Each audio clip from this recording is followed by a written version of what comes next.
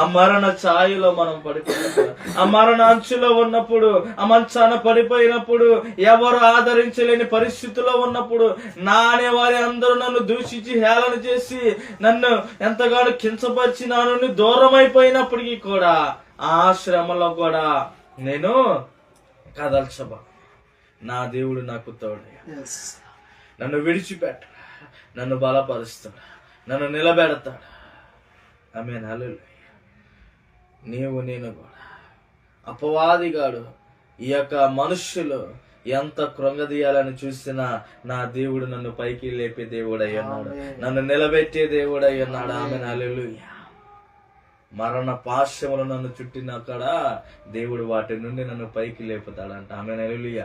నా ఎముకలు కుళ్ళి కుషించినప్పటికీ కూడా, కదలలేని పరిస్థితులు ఉన్నప్పటికీ కూడా నా నోటి ద్వారా ప్రభువుని స్తుతిస్తాను. ఆమేన్, హల్లెలూయా.